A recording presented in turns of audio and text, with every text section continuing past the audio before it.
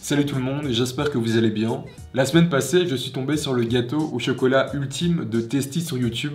J'ai regardé la recette et malgré le fait qu'il y ait de la Guinness et de la mayonnaise, en plus d'une tonne de beurre presque, j'ai quand même remarqué qu'il y avait 12 millions de vues sur la vidéo, en plus d'avoir que des commentaires positifs. Du coup, je me suis dit que j'allais l'essayer avec vous, parce qu'après tout, moi aussi, j'aimerais avoir 12 millions de vues. Et puis, je suis toujours partant pour apprendre de nouvelles recettes. Suivez bien les étapes, et c'est parti! On commence par la partie gâteau au chocolat et on va tamiser ensemble toutes les poudres, c'est-à-dire la farine, le cacao en poudre, le sel, la levure chimique et le bicarbonate de soude. J'ai voulu avoir une belle séquence vidéo et du coup j'ai un peu fait le cochon en reversant tout le cacao en une fois. Ça arrive, c'est pas très grave, un coup de lavette et on est reparti. On va maintenant mélanger les liquides ensemble, à savoir la Guinness ou une autre bière de type Stout, qui est une bière plutôt raréfiée et qui dégage des arômes de café, voire même de chocolat. On ajoute aussi le café soluble et l'extrait de vanille. Je mélange un bon coup à la cuillère et je réserve de côté. Ensuite, on passe au mélange principal, je dirais. On va blanchir le beurre avec du sucre pendant quelques bonnes minutes. On utilise bien sûr un beurre tempéré, qu'il soit bien mou lorsqu'on le fouette. L'ajout d'air dans la préparation va blanchir le mélange. On va ensuite ajouter les œufs un à un en mélangeant entre chaque ajout. Je l'ai bien fait pour le premier. Pour les deux autres, je sais pas ce qui s'est passé, je devais sûrement être un peu pressé. On ajoute ensuite l'ingrédient le plus particulier de la recette, c'est la mayonnaise, qui apparemment va amener beaucoup de moelleux au gâteau. La mayonnaise, au final, on l'associe au salé, mais ça reste du jaune d'œuf et de l'huile, donc après tout, pourquoi pas. L'étape suivante va être d'incorporer petit à petit et en parallèle les poudres et les liquides dans le beurre blanchi. J'y suis allé en 3 fois des deux côtés.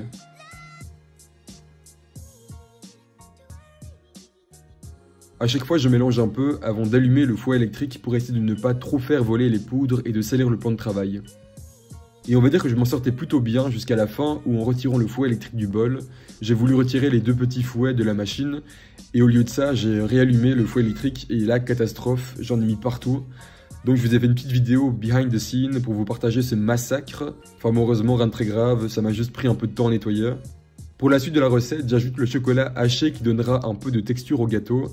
Je mélange encore un petit peu et ensuite je vais garnir mes moules. J'ai la chance d'avoir 3 mêmes moules de 20 cm de diamètre que j'ai beurré généreusement. J'étale à la spatule coudée, c'est le plus simple. Je ne l'ai pas filmé mais j'ai pesé tous mes moules une fois garnis pour être sûr d'avoir mis autant de pâte dans chaque moule. J'enfourne sans plus tarder à 160 degrés pour 35 minutes de cuisson. Et j'utilise la technique du cure-dent pour voir si le gâteau est cuit. La pointe du cure-dent doit ressortir sèche du gâteau, un classique. Je fais refroidir et démoule un à un les gâteaux en m'aidant d'une assiette. Je m'aide souvent d'un objet plat pour retirer la couche de papier sulfurisé, mais ici ce n'était pas nécessaire tellement elle se retirait toute seule, un signe que le gâteau est bien gras, mais c'est pas grave parce que le gras c'est bon. Je superpose les 3 gâteaux et les réserve de côté avant de m'attaquer à la crème au beurre.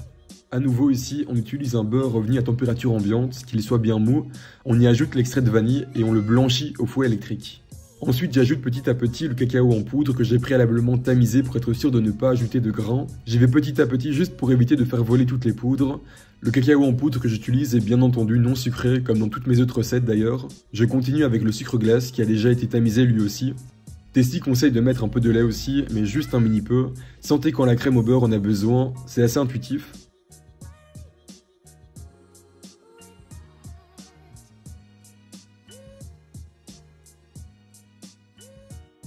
Il y a toujours un moment où il faut aller chercher les ingrédients au fond du bol à la spatule pour être sûr de bien tout mélanger. Je le montre pas souvent parce qu'à l'image c'est pas le plus joli, mais sachez que je le fais souvent.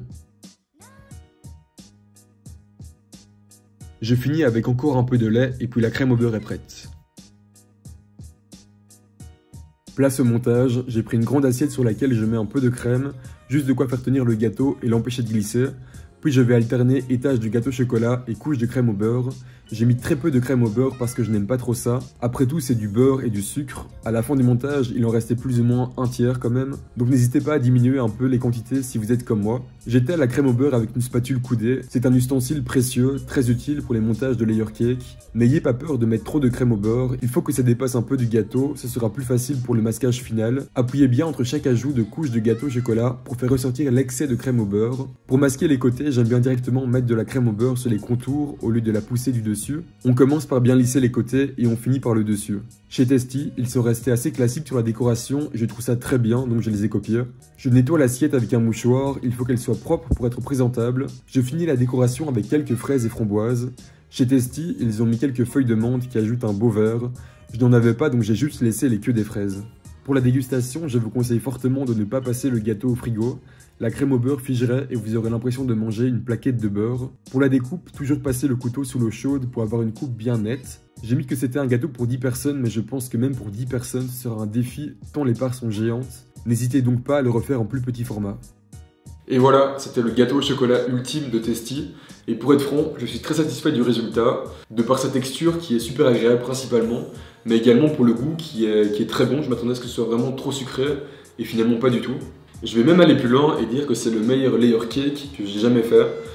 Bon, en même temps, j'en ai fait que 4 dans ma vie, donc la concurrence n'est pas très élevée. Je changerais peut-être la crème au beurre par une autre crème, ou alors une crème au beurre avec de la meringue italienne, qui soit plus légère en fait. Mais sinon, franchement, je valide. Pour résumer, je vous conseille sérieusement de l'essayer, et puis vous me direz quoi dans les commentaires. Sinon, j'espère que la vidéo vous a plu, et on se retrouve très vite pour une nouvelle recette. Ciao!